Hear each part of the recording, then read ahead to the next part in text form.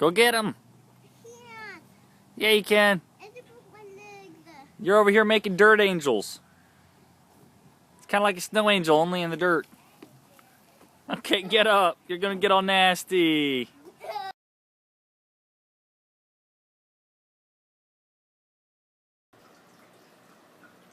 Alright, I'm back, and I figure I will go ahead and do a quick garden update, just to give you all an idea on how things are going, and let y'all see some of the problems I'm having. Nothing major, nothing unexpected. Just some things I haven't had time to fix, so they're becoming problems. Some of it's lighting for the little lettuces sitting on the floor, some of it's watering issues, you know, little things. So let me go ahead and I'll get started with that. And I figure while I'm here, since people are asking about what the SB means, I will go ahead and explain SB and why that specific plant is marked with SP or SB while I'm here and doing this update. So let me go ahead and get the plants out and I will show you what's going on with that. Alright, here are some of the plants we're going to talk about today. As you can see, I'm sitting them on the what so far is done of one of the tabletops that we're working on. I figure I will start with the Amish pastes, since the one marked SB, as you can see right there. Since that's as good as any place to start. The reason this is marked SB is because this plant from the beginning has been acting special. So the SB is actually the initials for short bus. This is my short bus tomato, and it's my special one. And the reason I call it that, if you look down there, you'll see that those are the seedling leaves. There's one that's tiny and one that's long. Nothing happened. It had no problems getting out of the seed casing. It just decided that it was only going to grow one real leaf, and the other one just stayed a little nub. The next thing you'll see is the first set of true leaves that came up are odd shapen. I can probably go get the other Amish paste, but you know, they're odd shapen in comparison. You see they've grown out of it some as they've gotten bigger. This one is a little weird here, but it is trying to grow out of it, and I don't know if you can tell, but it's growing. Let's see if I can get this thing to focus how I want it to. Alright, but it's starting to grow suckers on the first branching already. And you might be able to tell if you look real close. There's little suckers in there. And you can see that little curly thing, that is the new growth section. It's acting weird as well. So generally this plant has been growing strange from the beginning. And I could have put him out of his misery early on, but I decided to see if he grew up to give me apple-flavored tomatoes. I would not mind being the first person on the market with applomatoes. And, you know, just kind of see what he does. I probably won't be saving seeds from him, but if he produces fruit, that'll be great. If he doesn't, it's just entertaining to look at. And just to kind of see where he's been. The next set of plants we're going to look at are two lettuce plants. This is one of the ones that have been sitting on the floor, and this is one of the ones that have been sitting on the light. You can really tell the difference. I'm currently setting up another light table, and so all the ones sitting on the floor will soon have a place to sit, and hopefully when I transplant these and bury them up to just below there, we will be able to get them to recover and not be so top heavy that they kill themselves.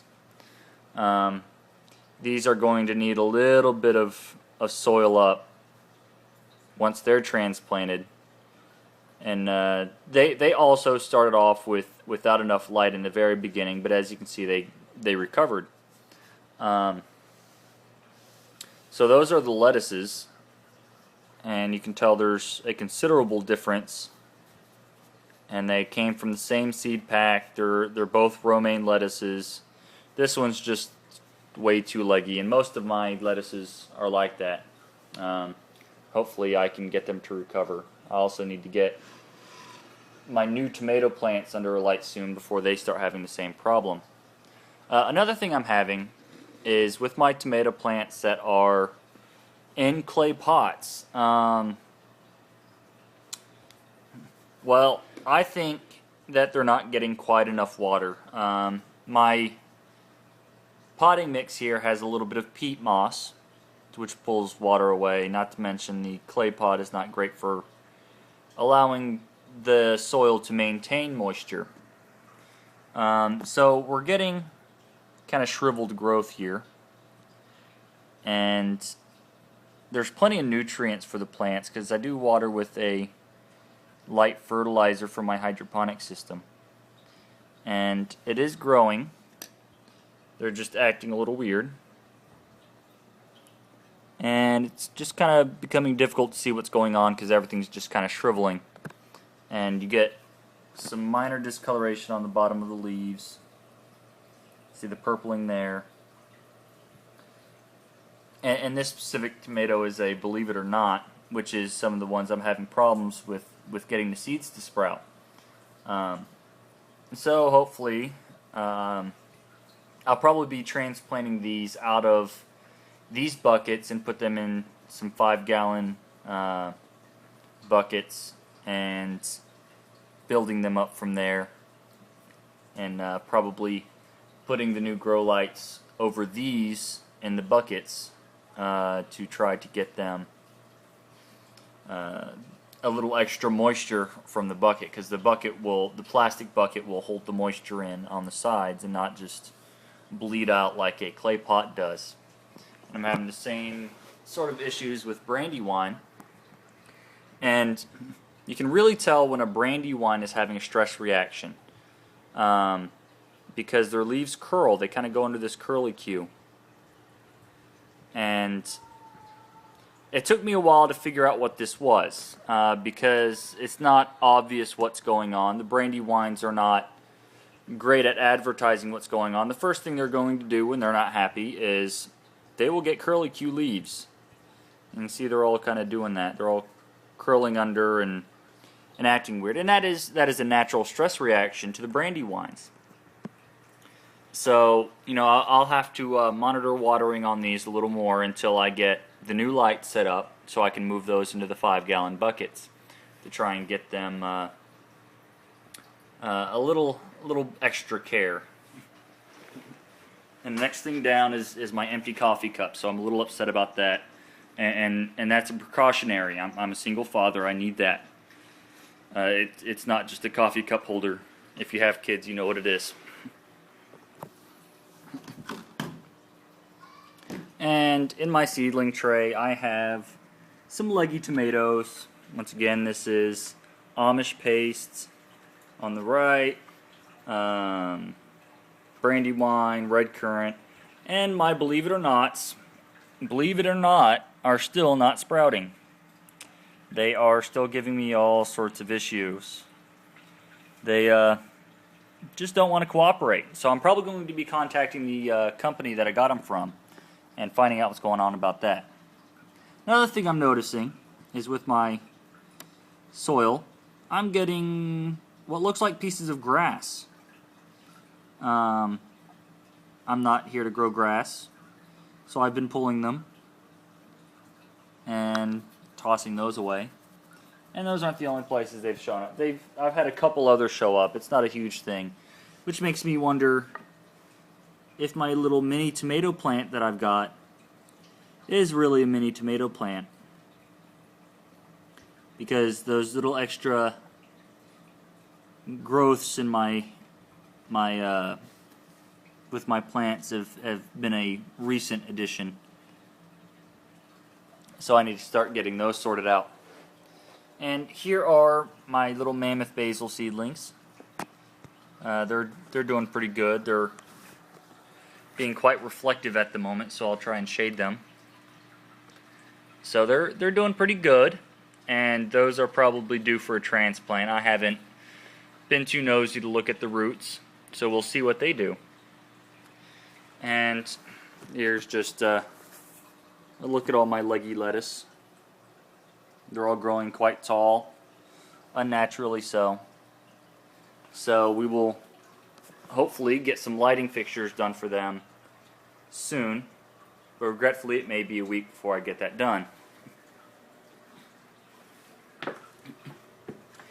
And I'm curious if some of the problems with the other lettuces is something contagious, because I've got spotting on these leaves as well. If anyone really knows what that is, please let me know. And this is, I think, just transplant shock right there. But yeah, I've got a lot of this going on, and I'm not particularly pleased with it. I'm not sure what it is.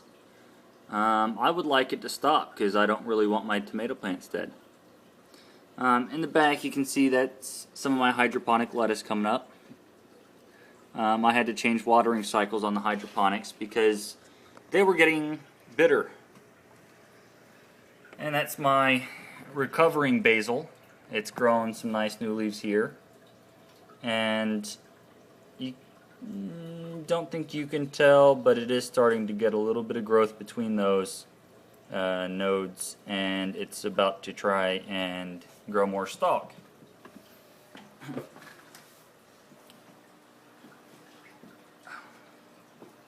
And here is my red currant tomato that's in the clay pot. It is just not sure if it wants to do anything.